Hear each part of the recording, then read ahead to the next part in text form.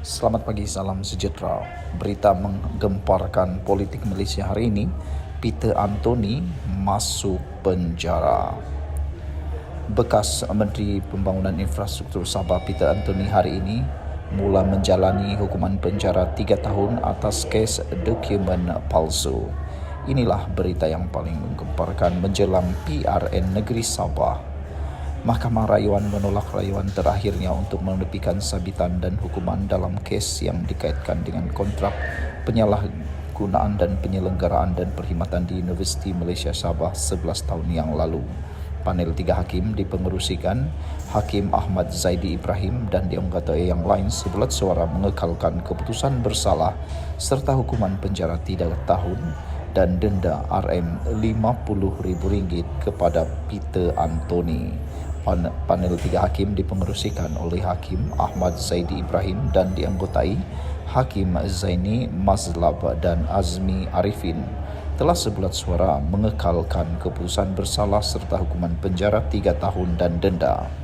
Di bawah Undang-Undang, Adun Malalap itu akan kehilangan kerusi Dewan Undangan Negeri yang disandangnya dan tidak layak bertanding pada pilihan Raya Negeri Sabah akan datang pada hujung tahun ini. Sekian dulu untuk kali ini. Jangan lupa tinggalkan komen anda. Persoalannya sekarang ialah siapakah akan menyusul selepas ini? Adakah bekas Perdana Menteri akan menyusul selepas ini? Ataukah ada pengerusi presiden daripada pertubuhan ataupun parti-parti politik yang lain akan menyusul selepas ini? Adakah pengerusi Perikatan Nasional pula akan menyusul selepas ini? Persoalan-persoalan itu akan terjawab tidak lama lagi. Kita jumpa lagi. Bye-bye. Sejahtera, ini maklumat terkini yang kita terima daripada SPRM menyatakan dan mengesahkan bahawa Ismail Sabri, bekas Perdana Menteri ke-9 Malaysia, adalah suspek kes rasuah dan pengubahan wang haram.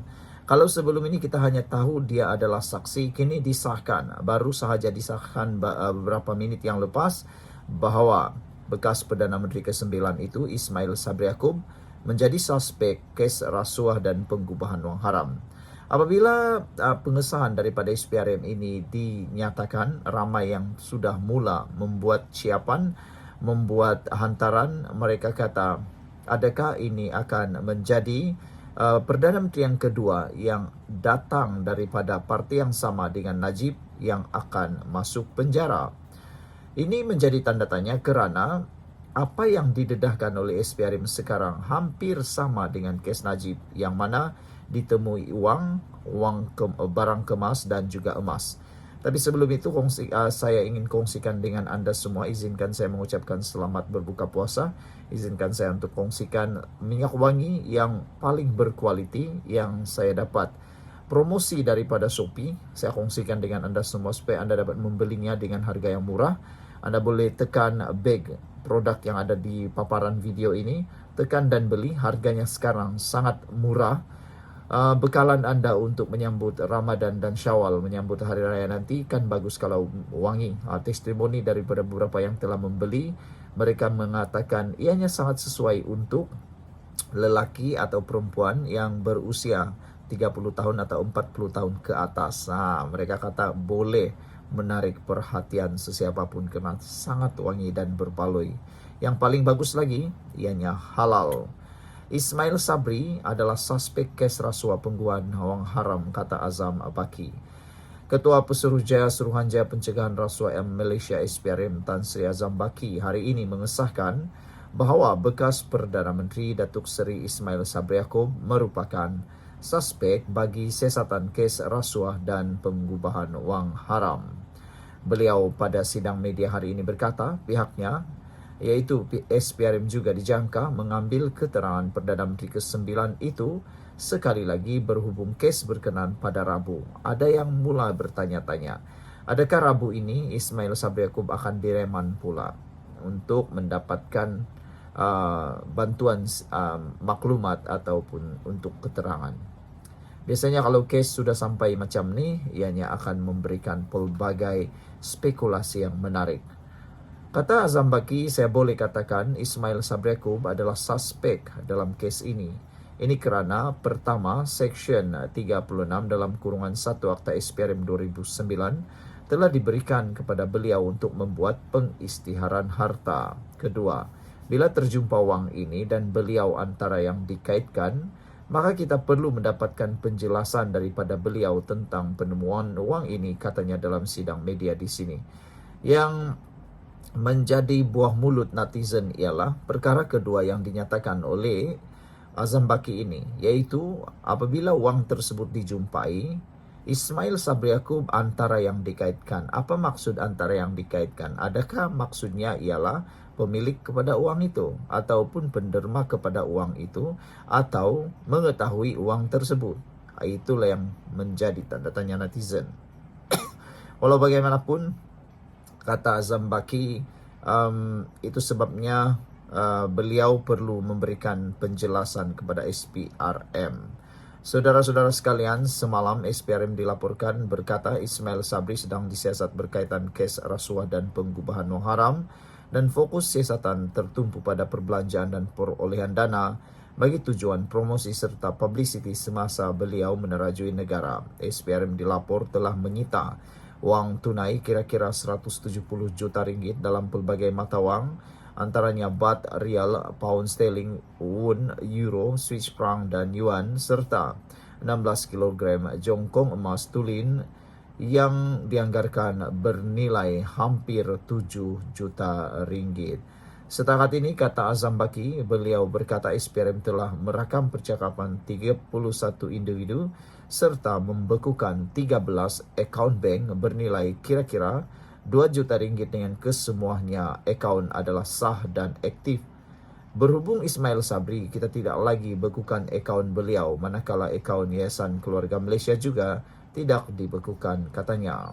Beliau berkata pihaknya dijangka memanggil beberapa lagi saksi berhubung kes ini dan siasatan ini dibuat dengan terperinci. Azam berkata, kes itu disiasat mengikut Akta SPRM 2009 dan Akta Pencegahan Pengubahan Wang Haram, Pencegahan Pembiayaan Keganasan dan Hasil daripada Aktiviti Haram 2001. Sekian untuk kali ini, jangan lupa tinggalkan komen anda. Salam sejahtera, terima kasih kerana bersama dengan saya di Nazilin Unity Channel. Benarkah ada saksi kes berkaitan dengan rasuah dan pengubahan wang haram? Ismail Sabri Yaakob melarikan diri atau tiada dalam negara atau tidak lagi ada dalam negara?